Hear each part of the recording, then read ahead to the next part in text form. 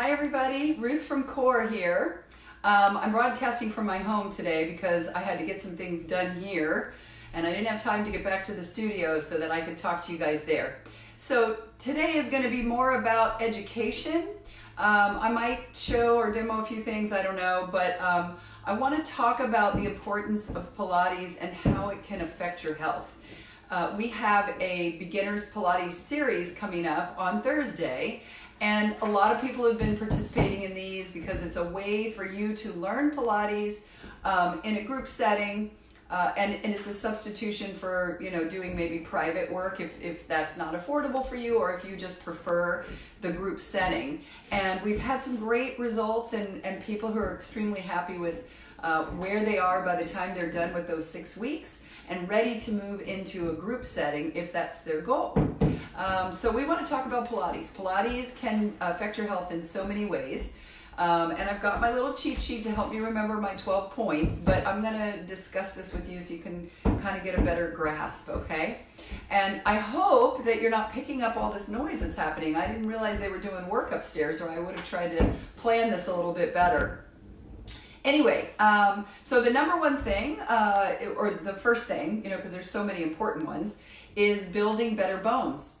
And I wanted to talk about that in depth a little, not in depth, but just a little bit about how that happens, right? So first of all, when you've got bone density challenges, or you're just concerned about preventing bone density challenges, so that would be osteopenia or osteoporosis. Osteopenia is when your bones start to thin. Osteoporosis is they've gotten to a certain level where you really need to be concerned because you could have fractures, right?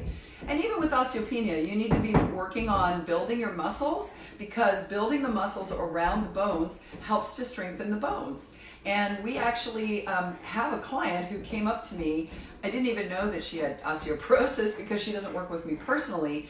But she said that she'd been participating in our Pilates, and over the past couple of years, when she went back to get her bone density test done, it was so much better. And so that's a very, oh, hey, Victor. Hi, I haven't seen you in a long time. So it was nice to hear firsthand that one of our clients actually experienced that from Pilates, because there's lots of ways to build your muscles. So don't be afraid to try Pilates. There might be a few things that we modify if you've got osteoporosis, but for the most part, you can do a great Pilates workout and you can build your bones from that, okay? Number 2 is losing weight. Now, anytime you develop muscle, that could be developing muscle from regular workouts or developing muscle from Pilates. Pilates can definitely help to strengthen your muscles. And anytime you do that, you initially raise that metabolism, because the more muscle you have, the more you can burn calories, even when you're sitting around doing nothing. So Pilates can do that as well. But another way that you can burn more calories and try to lose weight in a Pilates session is after you've been in it a while, you start to get more, you can get into more of the advanced work. The advanced work can definitely get that heart rate up into those ranges that helps with that burning of the calories, okay? The third way that you can think about losing weight through Pilates is you get more efficient at getting your oxygen into your system. And essentially, fat needs oxygen to burn. And so I remember hearing years ago, I won't mention names, but one of the Pilates people who were kind of big in the Pilates world had said, Pilates can help to burn fat, and this is the way that it can happen, okay? So it's an indirect way to making sure that eventually you're gonna definitely lose that weight. However, we tell people, you still have to address your calorie intake. You can't be overeating, and for any kind of exercise, you can't overeat and expect to lose weight if you're constantly putting that food into your system that it doesn't give you that calorie deficit, okay? All right, third way, overcoming back pain. So there's been plenty of clients that we've had come in the door that have back pain, and they just need to get their core stronger. So that's one of the ways that it helps with back pain. We've gotten referrals from our chiropractor associates, we've gotten referrals from physical therapy and doctors, and And they are referring people because they know that they need a stronger core. However, if it's appropriate for you, working the spine through all of the ranges of motion that it's supposed to work, like lateral flexion, twisting, flexion, extension, as long as it's appropriate for you, because we can determine that for you, right? There's going to be some clients that shouldn't do flexion, like osteoporosis clients, no weighted flexion. But as long as you can do that, working the spine through those ranges of motion really helps to improve your back pain, okay? So that's another way that Pilates can help you. The fourth is a stronger core. Like we talked about, the stronger core can actually help with your back pain. So if you need a strong core, even for, let's say, activities that you do through your daily life, such as, let's say you do a lot of construction work. I got these people up here doing construction, obviously. If you don't have a strong core, you are more likely to get injured. So getting that core strong is going to help with your activities of daily life, right? Limiting injuries, that's another one. And obviously, a stronger core will help you to not injure yourself so easily, but also becoming more flexible. So not only does Pilates work the spine through full ranges of motion, and that makes the spine more supple and more flexible, but it also can help with flexibility through the entire body. So we're not always shortening the muscle to develop it and get it stronger, but we're working in an elongated fashion a lot of times. There's an exercise where you lay on your back on the reformer, you have your feet into the straps, and of course I'm not here on the reformer so I can't show you, but you're moving the leg through a full range of motion, up and down. So you're strengthening the hamstring muscle as you're pressing away, but you're also stretching it as you're bringing it up. So that's an example of gaining flexibility while we're also strengthening the muscles. Okay, so sixth way, and this applies to athletes, but it can apply to everybody. So it can help athletes to become more dynamic. And what I mean by that is it can help you to have better posture. And like a good example is when I teach my golf conditioning group, when you play golf, you have to have good posture. When you go to set up to the ball and you're in this position, you're just kind of leaning over, if you're rounded, that is going to restrict your movement as you're swinging the club through. So it can definitely help you with the posture portion so that you can actually move better as an athlete. It can help you with the body awareness. A lot of times in Pilates, always in Pilates, we're thinking about that mind-body connection. We're focusing on our breath. We're doing all these things that help you to get that body awareness more heightened. And that's really important.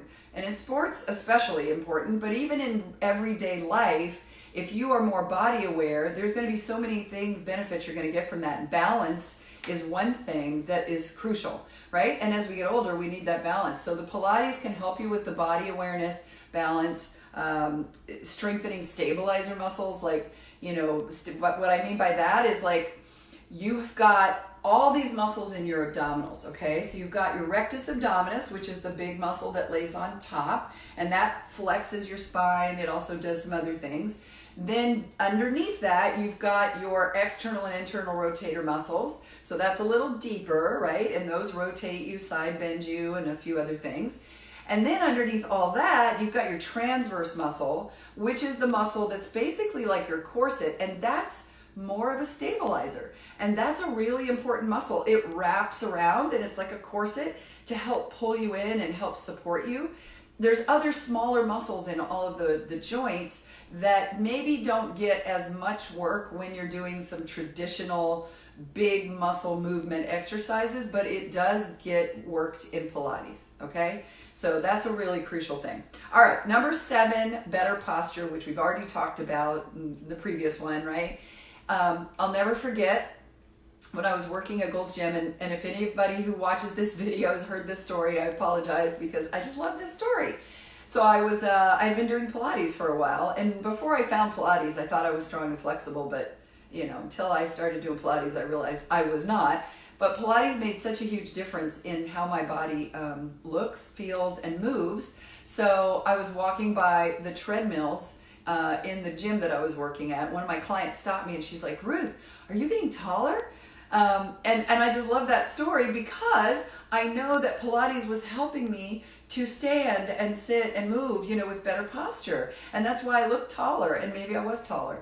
If I'm moving around like this, look, if I go like this, I've already grown like a full inch, maybe more.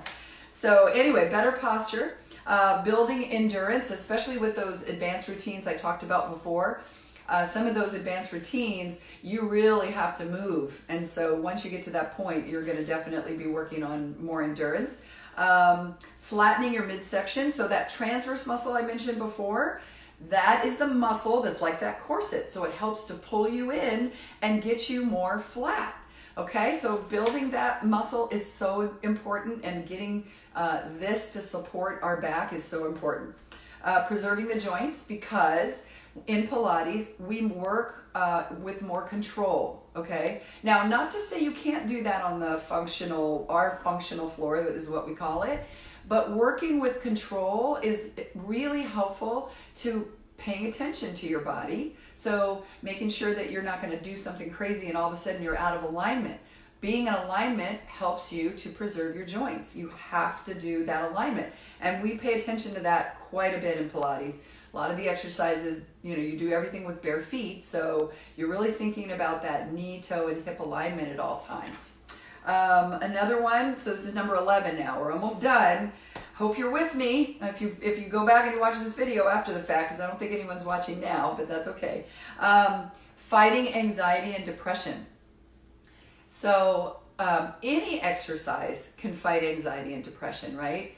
But in Pilates, and this actually goes with number 12, which is conquering stress. So these kind of go together, conquering stress, fighting anxiety and depression.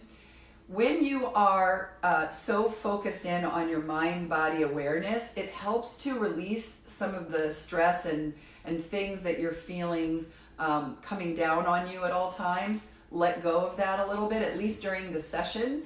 You do that enough, and your body starts to respond positively with all these things that help to fight, they reduce the cortisol, and so it helps to fight stress. But also lifting your spirits whenever you exercise, that really helps to lift the spirits and help you come out of that anxiety and depression that you're feeling. So we definitely help with the whole mental state too when you're doing Pilates. Anyway, I hope you watched this video and it was helpful. I really encourage you to check us out. We do a complimentary consult where we sit down with you and we really talk about what your needs are. And that gives us a chance to go over your health history, learn about your needs, and make some recommendations based on that are catered to you. And we don't charge for that consult because we really want to get to know you and see if we're a good fit for you. But the beginner series is happening on Thursday. You can sign up online on our website. All you got to do is go to our website, go to book online, or look for the post in the Facebook feed where we have the link to the beginner series. So I hope you'll check us out. Thank you for watching. I hope it was helpful, and I will see you all next week, every Tuesday, and I try for 1 o'clock, okay? Take care, everybody.